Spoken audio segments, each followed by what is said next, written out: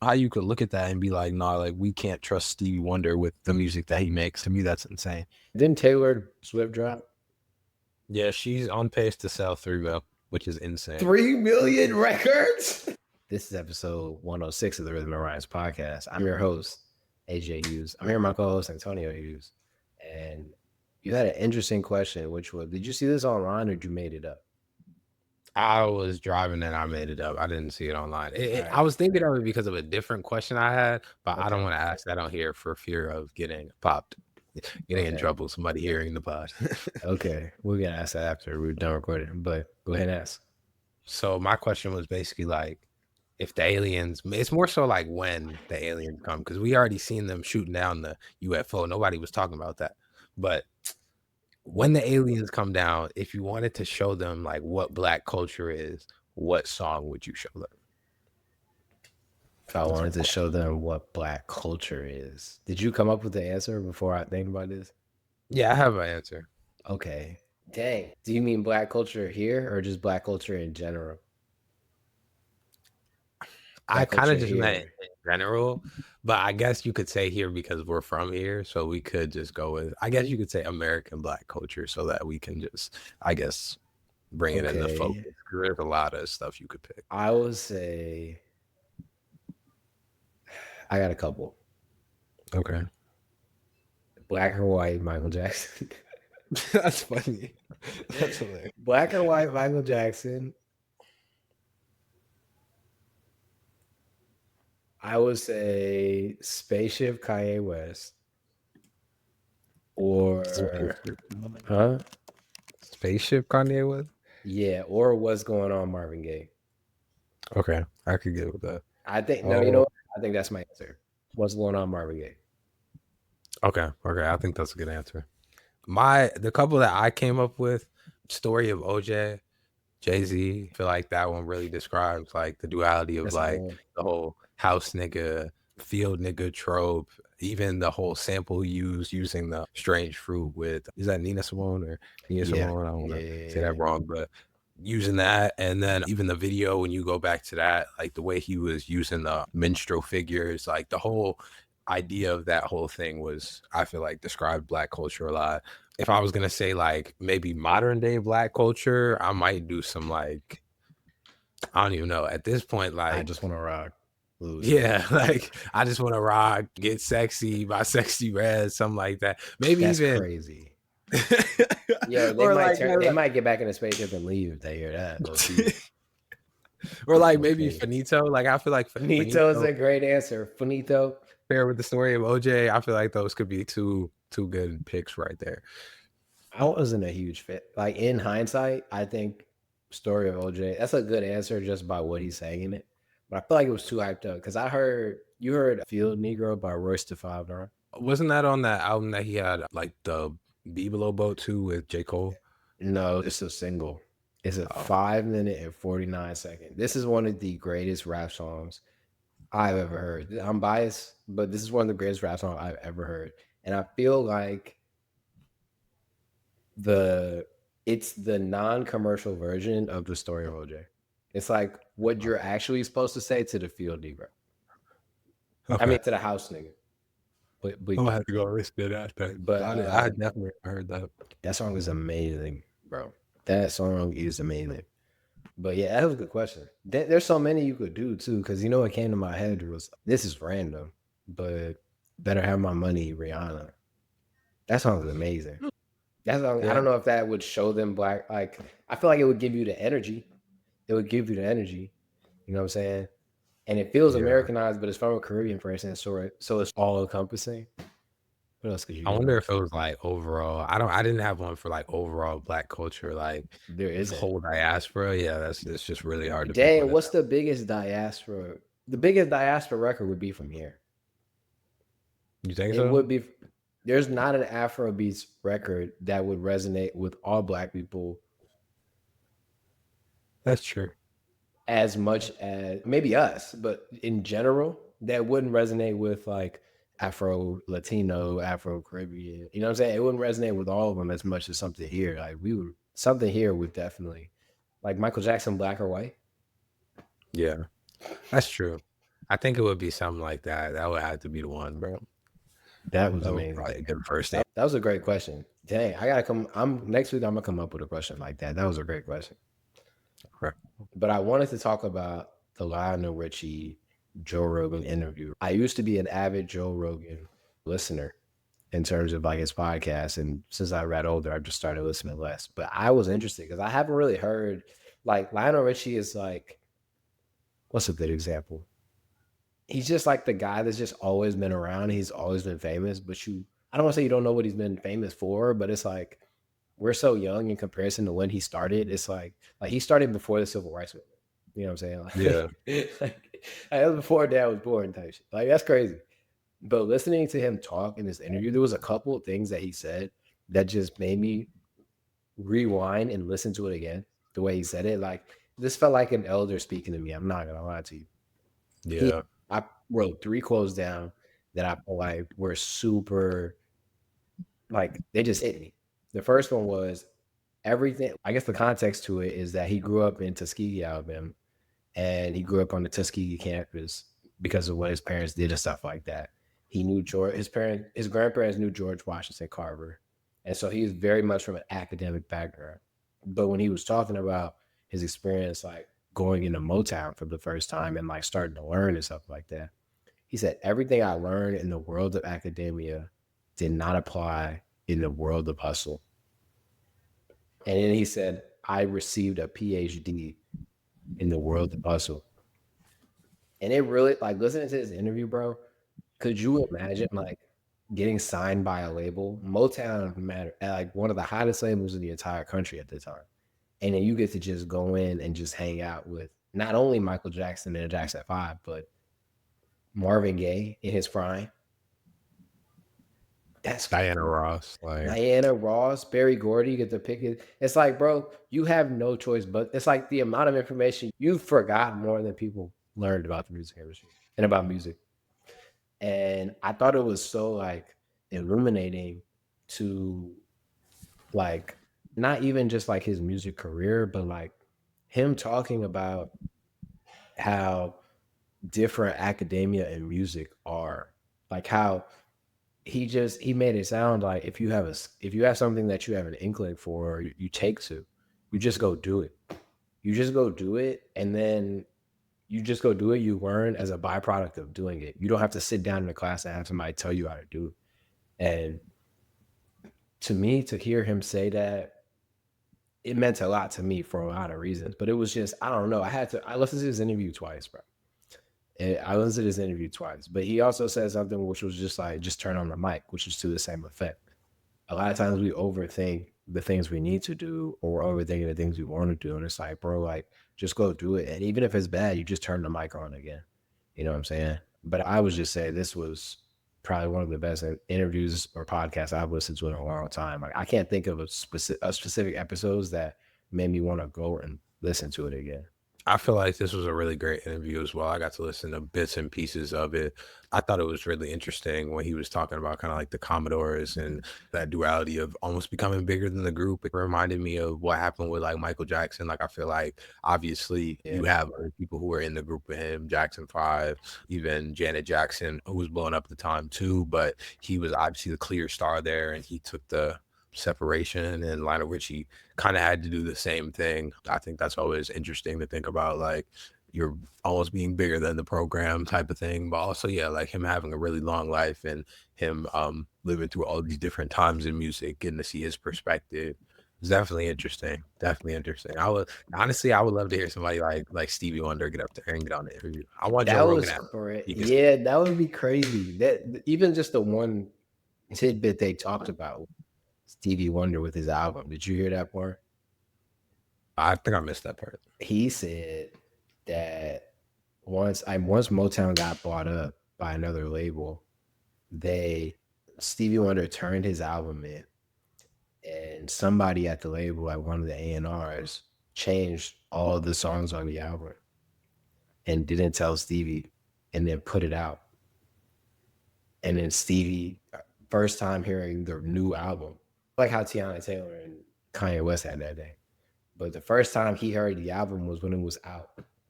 Which album was that? He said so. I didn't go. I'm about to go tell you, but Lionel Richie said he didn't release another album for 10 years after that because of that debacle.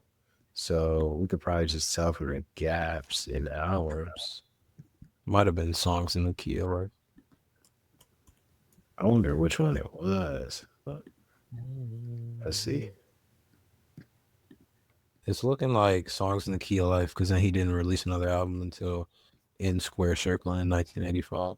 It was about 10 years apart. Yeah. That's and see, I know my Steve, bro. I know my Steve. Sick. Yo, and Stevie Wonder's that guy, bro. Yeah. For the label to feel like, yo, we gotta change stuff. Damn. No, that's crazy because it's like he was on a run before that. So I don't know how you could look at that and be like, nah, like we can't trust Stevie Wonder with the music that he makes. To me, that's insane. It's not like we sitting here talking about a Lil Pump or like a new artist. We talking about the Stevie, like the one, like the guy. Yeah. I would love to hear an interview of his too. But yeah, this was very encouraging to me as a creative or as somebody who makes something creative. You know what I'm saying? I really enjoyed it. And I think I guess we don't have to, I don't have to talk about Joe Rogan right here. My opinions about Joe Rogan. It really doesn't matter. But I think he's probably one of the best interviewers in modern day history. Yeah. Yeah, I remember you talking about that the first time we ever talked about that. Like the way he formulates questions and the way he asks people certain stuff is like really, it probes the right stuff out of them. He just lets them talk. Like there were so many tangents he just let them go on, and like we wouldn't have got a lot of information had he not been able to do that. You know what I'm saying? And that's a skill. Just knowing when to shut up. You know what I'm saying?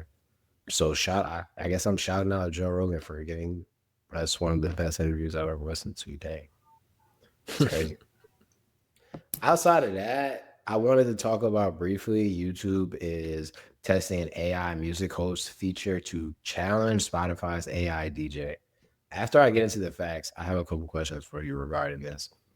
YouTube is launching an experimental AI-powered music commentary feature through its new YouTube Labs program, potentially challenging Spotify's AI DJ that was launched 2 years ago. The AI music host feature, available to a limited number of US-based participants, adds an AI voice commentary between songs on a playlist. The AI host shares relevant stories, fan trivia, and commentary about the music that's playing on the YouTube Music app. Now it goes on to talk about like how much this potentially costs and what they plan to do with it. My first question to you is, have you used the Spotify DJ feature? Nope, and I don't plan on it. I don't see the purpose. I don't need them to tell me what's going on. I can go look it up. Like I feel like that's the most unnecessary feature, and just how companies are now just trying to include AI in everything. Like we don't need that. I don't want to hear AI tell me that Joey Badass grew up in whatever borough in New York, or like I don't need to hear that. I could go look that up myself, and I just want to listen to the songs. I personally feel like waste of a feature. I have pushback for you, not for you, but for the masses, right? Like me and you are the exception to the rule. We're the exception to the rule. Like we like figuring out what we want to listen to, and we like picking out songs. Like radio was the most consumed medium for music for decades because people just want to turn it on and forget about it. You know what I'm saying? That was a legitimate medium because people don't want to be playing selector or DJ. Me and you do, but the general masses, the 80-20, does not. And so I think there is a lane for it. There is a lane for something to that effect in today's age. It's not for me and you. I've used it. I use it to see how it works. I wonder if because I haven't used it enough, it picked bad. But it was bouncing around too much. It was playing like Asha K and then like Future, and it was like it didn't make any sense. It didn't make any sense. Yeah. So I will say the time in between was brief enough that it did feel like radio. Like if a real person, like I knew it was an AI talking to me, but like how on the radio they'll play maybe 2, 3, 4 songs, and a DJ come back in. And now we have coming to you, Ashake introduction. You know what I'm saying? Like they do that. It would do that. You know what I'm saying? So I think there's a lane for this. I wish the alternative was like, yes, we had the AI DJ feature, but they would allow actual, like they could make like actual radio stations like how Apple Music does. You know what I'm saying? I wish that was an option. But I guess think wait, go ahead. I was just gonna say I think it probably will become an option. I think this is maybe just the test aspect of it, trying to see where it goes and trying to see what ideas come out of it. So, they be listening to us, bro. So they be thinking of stuff after the fact. They be listening to everybody. So it's like they'll add in features. So I could definitely see them doing that, like to compete in more ways. But I feel like it's overall like we're in this not even an AI bubble, but we're in like this time where every company is trying to include AI in their processes somehow because it is a revolutionary technology. And I think they're just trying to figure out more ways to do that and more ways to draw fan engagement and stuff like that. So yeah, you're probably right. I think they're all, and I understand it, like all of them are trying to incorporate AI because it's like if you can get technology to increase productivity or cover gaps where humans used to, as a business, you save money that way, and that means you get more profit. So I understand why they're all doing it. But I do feel like we're maybe Wall Street Trapper just put out that video saying that now earning, and you probably know more about this than I do, that earnings are no longer quarterly, but they're biannually. And he said he thought it was because of the AI companies or the companies using AI, because they didn't want to report that they were like earning a ton of money yet. That's what his hypothesis was, his theory was. I think the AI bubble pops in like a year and a half or like a year. Do you think it's gonna pop soon? I don't know. I think that it has. Let me just go market for a second. The market since April has been in a damn near straight up line because a lot of the AI growth in companies like Oracle or Meta. Like there's different smaller companies, like some of the quantum computing companies, nuclear companies, stuff like that. And some of them do still have real practical use. Like that's the thing. Yeah, that's what I'm seeing. And my real AI bet is that in like I would say in like 2 or 3 years, it's gonna be mostly just Google. Like I think Google has obviously Gemini. Yeah, because I feel like they already have so much like tech infrastructure built out that they have enough money to make, I feel like, one of the better AIs. And then I feel like they're gonna go into like start buying and partnering with a bunch of the smaller companies to where they just become like almost the nucleus of it. That's just one of my ideas. That's how much do you use AI? I feel like I use it. I mean, at this point, I use it almost every day or every other day, to be honest. Which one do you use? Gemini. I don't use ChatGPT because I don't want to pay for ChatGPT. Like ChatGPT doesn't run well unless you pay for it, and it only gives you a limited amount of like responses and stuff like that. So to the average user, go ahead. Yeah, no, you're right. To the free user, Gemini has the best free tier of AI. That's a fact. But the paid version, ChatGPT's paid version, I will say the only place I think Gemini, because I use Claude, I use ChatGPT, I've used Gemini. Gemini, if I'm doing you've used the deep research before, the deep research prompt thing? Yeah, sometimes it's good, sometimes it's bad. It really depends. I feel like their deep research is better than ChatGPT's deep research, but that's the only feature that I feel like is better. I feel like all the integrations and stuff like that is a vibe. I feel like ChatGPT works faster and is better on the paid tier. Yeah. And it probably is, but I think the reason the deep research feature is so good is because the fact that Google, they have the search. They've had all this data and information for the past however long since Google was. But either way, what I was going to say was, I do think soon a lot of the AI companies and a lot of even some of the quantum companies are going to start to taper off.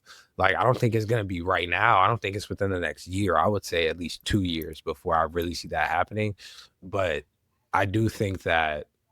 What was the original question? I damn near forgot. It was do you see the AI and to tie it back into music, because Yeah, go ahead. I enjoy this conversation, but this is a music pod. Basically, a lot of these companies are releasing different AI features, and I feel like because the .com bubble was like, oh, like this isn't, a lot of these companies aren't necessarily more productive or better than the stuff we already use for certain things. It was just like we just threw AI on the end of it. Like, you know what I'm saying? Like people are still falling for that a little bit. And so I wonder, like YouTube, Google, which is YouTube, can afford to just be like, you know what, AI DJ, fuck it. Like they can just do that. You know what I'm saying? And if it don't work, there's no hair out their back. You know what I'm saying? But my question was like, do you see like, you kind of answered it. You did answer it. You see it, you said 2 to 3 years, but something like this, I think is a bad example to my question now that I'm thinking about it. Because Google, if the AI DJ doesn't work, bro, it just doesn't matter. It literally doesn't matter. Yeah, but at the same time, I feel like what's really gonna happen is what happened with the .com bubble. Like there was companies who, after it was like niggas like pets.com, you're not finna come back, bro. But Amazon had a clear business model that they were building out. It was clear, they were clearly building a moat, and there is companies that are doing that are strictly within AI. And I think that I personally, I think that's more on the cybersecurity and defense side when it comes to like the AI stuff. But you're big on this cybersecurity and defense. Like this is, you about to get rich off of the cybersecurity and defense. This is where you. I've been thinking about it, bro, for at least 2 years, bro. 2-3 years. I've been thinking about cyber. I know. I remember the first time you mentioned it to me. You were at, what was that? Where were you at in Indianapolis? What company was that? I was at Eli Lilly. Eli Lilly. That was the first time you mentioned it. I remember. I don't know why that conversation sticks out in my head so much, but I was getting on the highway. I was at the light getting on the highway, and I remember when you said it. I remember, I can picture that day perfectly because I've heard you say it like 3 or 4 times since then. But yeah, stock picks of the week, man. You made this bar and you get some stocks, bro. Cybersecurity. Furthering the tech conversation, which I think is interesting. Daniel X stepped down. I'm glad you're more into this stock thing than I am. Do you own any Spotify, or do you watch Spotify at all? Like in terms of the stock? I watch Spotify a lot, but I don't own any at the moment because I felt like it was too high up. I felt like it was gonna come down, and right now it is coming down. So I've been watching it to see if I want to get in, but I don't even think I don't know why their stock price has been dropping, to be honest. I really don't think it has anything to do with Daniel X stepping away. I feel like he was doing a good job running the company. I think it was just one of those things where overvalued at the moment. Do you think, how deep do I want to go with this question? Do you think, all right, let me walk the dog and then I'll ask my big question at the end. So you think Spotify is potentially overpriced now? I came on here a couple weeks ago and said Spotify cannot reach 1 billion users. And there was a big hoopla about these music platforms like Spotify, Pandora, like eventually they're reaching their cap in terms of how many premium subscriptions that they could get, right? Right. Like, do you see, I don't see that, obviously Spotify is not going to bottom out. But I also know, like, bro, Napster was lit at one point. Yeah. MySpace was lit at one point. Is there another, and maybe this is outside of your wheelhouse, but I just know because you're watching this stop. Is there another tech integration program app, or do you see a world where Spotify just like, yo, we're done? I think that music-wise, Spotify and Apple have been and will continue to run stuff. Like they're housing a lot of music, and unless like more artists start to get away, one, from their labels, and two, start to go towards things like a Even Biz or something like that, then I don't see them going anywhere. Like streaming is how a lot of people consume music at this moment, and I don't see that really going away just immediately, because I see articles every day talking about streaming all across the world going up and up. But I do think that Spotify at some point will turn into almost like an Adobe, like we're a giant, we make a bunch of money every year, but like our stock doesn't move well. We don't have many changes right now. Like I think Adobe's kind of coming back as far as changes they're making. They're trying to add in AI too, but they were one of the first companies to add in generative AI and stuff we like gotta that. end Adobe. Why? We What's gotta wrong with end Adobe? Adobe because I went down a rabbit hole and found out that there were some engineers and some creators that decided, you know what? This shouldn't be this expensive. Adobe shouldn't be this expensive. And you can find the version of all of the Adobe programs on the internet for free. I forget what the name of the program is, but there's somebody that just made it because it's like, bro, they're just for the amount of money Adobe charges, bro. This is not the music app. This is definitely the tech episode, bro. But I don't care, bro. Adobe. That's why I stopped paying for it. It was like, bro, like to be using this 7 times a month. I'm paying 75. Like, what about like what are we doing, bro? Like, what are we do? I digress though. Sorry. I just had that felt strongly about that. Go ahead. Are we gonna? You want to get into some of the music? I know you heard some of the other projects, but I did hear the Bryson Tiller project and then Leon Thomas single new project. That's I'll start with the Bryson Tiller project because I'm gonna listen to that, and then get into Leon Thomas in a bit. But yeah, go ahead. okay. Obviously, we got the Vices was the first project that came out on this 2-disc project. Bryson Tiller said this was coming out for the fall. This was like trap R&B, like down. Like you could really feel the different pockets where he was getting into his rap bag. I feel like on songs like Genuine, even Crocodile Tears, he was getting into his rap bag. He started off like Workaholic Strife 2, those two rap bag. But I definitely think a lot of good songs on here. Bryson Tiller's really been like on one since the self-titled album. If you ask me, people was questioning if he fell off or something. Even with Anniversary, I feel like people wasn't giving that as much respect as they should have got. But like since self-titled, bro, like he's been on a little run. And I definitely it's been cool to see I guess you could call it a comeback, but I don't really think he ever left. It was one album that You don't think was it? Yeah, he didn't leave. It was a sophomore song. It was a sophomore yeah. song. But I still, one of my favorite Bryson Tiller songs is "Running Me Dry," boy. Literally, bro. Like me when I got a so yeah, that's hard. That's hard. I don't know, but I did listen to one song off here. It sounded Cash Cobain-ish. yeah, there was more with that little sexy drill beat. Like yeah, but I agree with. I like that he's back releasing consistently. You know what I'm saying? Whether or not I love every song he puts out, like he just went away from mad long. He just went and played video games and broke up with his girl, bro. Like you put out a classic and it's like now I feel like he's getting back in his bag and occasionally he gonna catch one because he's him. Right. Okay. I'm gonna listen to that more and maybe report back next week.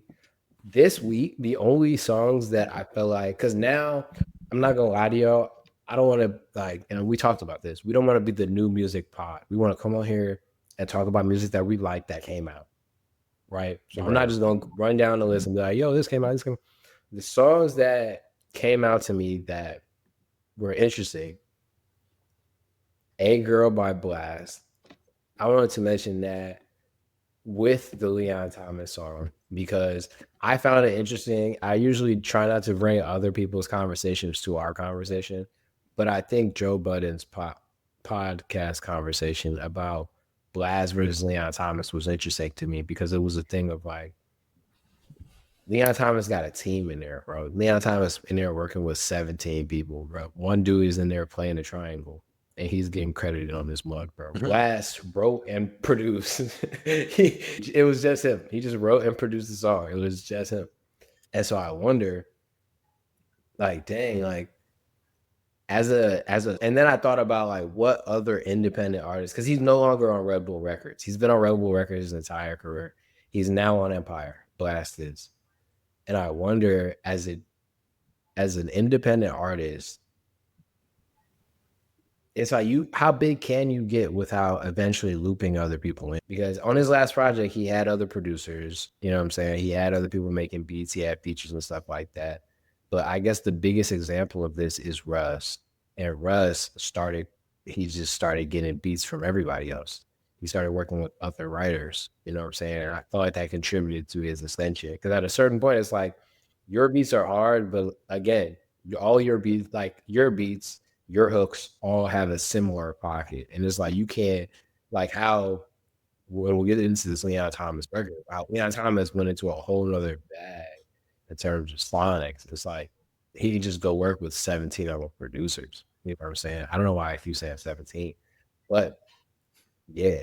So I wanted to ask you, like, one, how big can a solo artist get without bringing in help? And then two, where do you see Leon Thomas going after this? Where do you see, did you like the song? And then where do you see him going after this?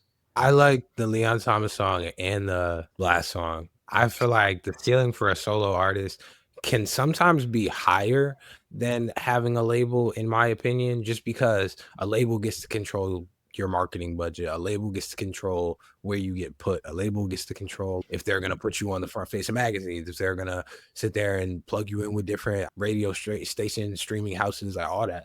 So the label really has more control versus you being an independent artist. Like, you get to control where you put yourself. Freaking most people cannot sit there and get $1,000 for a ticket, just straight profit to them, being like a Lil Russell. You know what I'm saying? We always bring up Lil Russell, but like, he's really been one of the blueprints of like how you could sit here and make a bunch of money as an independent artist. And although he's not doing at this moment like stadiums and arenas and stuff like that, there's still a level of him being like he's been able to make good money. He's been able to make a career for himself. He's been able to put himself in front of a lot of people. He has a lot of followers on Instagram. Like, he's been able to build a brand. But it also just depends on how hard you're willing to work. And I also think how hard your core fan base is. Like, when you talked about going to that Blxst show for how much did you say you went to that show for? $20. That's him at the beginning of his career building up like a base level fan base. So you're always going to have those base level fans. I personally don't feel like it's making it hard for Blxst, because Blxst has been putting out music for a while now. Yeah, he's really I don't think that. Yeah, like, I think he's been putting out music for a while now. He's started to build up his own fan base. He has a classic R&B album, like, in the past, at least in the past decade, he definitely has a classic R&B album. I will argue that with anybody. That No Love Lost album is a classic R&B album, and I feel like this I'll Always Come Find You. Talk to me about that album in about 3-4 years. There's hits upon hits on that album. Which one was it? Because he put out 2 projects, and I feel like, let me look at this again. Always Come. Oh, no, that was hard. I just feel like it's too long. But that was the thing. It was only long because that was he put it in like 4 little discs or whatever. Remember that? Yeah. I low-key thought that was just the deluxe. My bad. But yeah, it is a long album. But at the same time, there's hits all across this album. There's not a lot of skips on this album, so I'm fine with it being long if there's no skips. You know what I'm saying? Rewind is hard. On this album, I have 1, 2, 3, 4, 5, 6, 7, 8, 9 saved songs on here out of, and that's the thing, you can't even count the songs because they keep going 1, 2, 3, 4, 1, 2, 3, 4. I don't even know. But there's 9 songs on here I like. What agree with you on that? Yeah, but either way, I do think the Leon Thomas song was good as well. I think it's really interesting to see a lot of Black artists now getting into the pop influence. I feel like, I don't want to say Tyler started that, but I feel like he was the first one this year to be doing that, outside of the whole Drake obviously dropping Nokia. I feel like that was something that was really interesting to me to see as well, is him going towards what sounded like that kind of 80s Black pop sound, just like Doja Cat did, just like Tyler did. I thought that was really interesting to see. But yeah. I would agree with you. Shout out Leon Thomas. You know what I'm saying? Whatever his parents did, raising him, it's like, bro, like, you know, when 2 Black parents get together, like, we're gonna raise this kid, just let him do whatever. And he turned into like I'm not calling him Michael Jackson, but a nigga sing, dance, and then he act. You know what I'm saying? He wearing Andre. You know what I'm saying? He doing all that. Like, you able to do all that, bro, and then you come out and you write Snooze, and you're like, you know what? I'm just gonna be our solo artist, and then you kill it. I don't know. Somebody needs to study the Leon Thomas story, because I feel like it's too much going on here. It's too much going on. Something happened. You know what I'm saying? They want to visit a warlock or just some voodoo or something. I don't know, man. But had to be, bro. Yeah. Outside of that, new music wise, there wasn't a ton. So El Mine released a remix to the song that I love. They put out, Useless, with Money Long. Money Long killing every feature right now. I really love that song. That was really all I wanted to mention, bro. That, and then Out of Cool and Gold, we're going to talk about next week. No, I lied. The one song I do want to mention, Grupo Frontera. They're like I think they're like a Mexican band, but they put out a song with Ozuna, and it reminded me of the song they put out with Bad Bunny, and it was hard. It's called No Lo Ves. I would go check that out. But that's it. We don't gotta get too much into it. It wasn't a ton this week. And didn't Taylor Swift drop?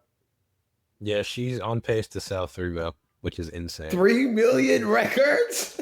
That's what it said. And then the funny thing is, it also said that I was sitting there scrolling on YouTube, and she's about to drop a video, and it might have dropped while we were sitting here doing this, but there was 33,000 people waiting in that lobby, waiting for her to do that. That's insane, bro. Bro, this is how you know there's 2 Americas, bro. Yeah, not one person I talked to this week was like, bro, and Taylor though. Not one person. 3 million people is crazy. 3 million, bro. That shit is insane. Maybe we'll come over here and review Taylor Swift next week. You know what I'm saying? Who knows? Probably not. Let's just give them new music, man. What do you want the people to hear, boy? Okay, I want everybody to go listen to I Wish by Carl Thomas. Now, this is an old song. This is one of the most it's one of them songs where you hear it and you didn't realize what the lyrics was saying. You was just singing it along with your parents type of song. That song is so sick. Everybody go listen to it. And then my second one is Touch by El Hay and Goldlink. Now, I had never heard of El Hay before. I think that just based on some of these songs I'm hearing, some of these features that I saw on here from him, I feel like he has to have been writing for somebody, because this album, Lotus Avenue, crazy R&B project. He has Fabo on here, Goldlink's on here, Elhae. Elhae. El Hay. But he has some crazy songs on here. The whole concept of this album was basically, it was like him talking to a conversation through a relationship he had with a girl, talking about it with another girl. It was kind of a crazy conversation, a crazy project, but crazy concept for sure. So this is something to go listen to. I chose Touch featuring Goldlink, and then I Wish by Carl Thomas, because that song is sick. As I told 20-year-old, I've been angry this week. So song I'm gonna give y'all, Late Night by Babyface. Hit. Y'all know I love a beat switch. The first half is super late night vibe, super chill. And then, bro, the place where he switched the beat, he said, I wear this fit for 2 days because it's that hard. That's what he said. He said, he was saying, yo, this fit so hard, I wear it for 2 days. And the beat switch, and he said it again, I wear this fit for 2 days because it's so hard. Pay $5K for the beat. Pay $5K for the, you know what I'm saying? With it all, I was like, oh, shoot. I was like, yo, that's hard. My fits don't be $5K, but I'll wear it for 2 days too. Yeah. So Late Night, Babyface E. And then this song was weird to me, and I don't know how it got into my little mix, but I'll give it to y'all. It's called 4 Days by Melvito and Ayo Mipo. I thought it was Burna Boy when I heard it at first. It's super slow, late night drive vibe, but it sounds like Burna Boy. Melvito is hard. And I don't know if the person who on the first part of the song is Melvito or not, or if it's the other guy. But this song is super good. I really thought damn, Burna Boy put out a song and I ain't heard it yet. That's what I thought the first time I heard. Both these niggas got faceless profiles on Spotify. Bro, Melvito be putting out hits. Bro, Melvito, so if you know how you be on Spotify and when you get to the end of the playlist or you get to the end of the album, it recommends you a song? Yeah. Melvito gets recommended at the end of everything Afrobeats. That's the only way I found. Every single song I found of his was at the end. It was like the radio of Spotify put him on there. That was the only way I found every single song he is. I didn't follow him, none of that. So I don't know what he'd be doing, but he got some hits on there. I'll probably come here and play some next week. Okay. Guess he need a marketing team. All right, man. Yo, I got my deck to work with my headphones, so niggas look out. That's all I gotta say. I got it to work, so look out. I got a little set that I gotta edit through, but we got some more sets coming soon, guys. We do, man. We just hit 1,400 subscribers on YouTube, man. Hey, we just hit 1,400 subscribers. Get us to 2K by the end of the year. Get us to 2K by the end of the year. I'm feeling good. Hey, send this to your favorite girl. Y'all have a good week. Yeah, have a good week, man. Yeah.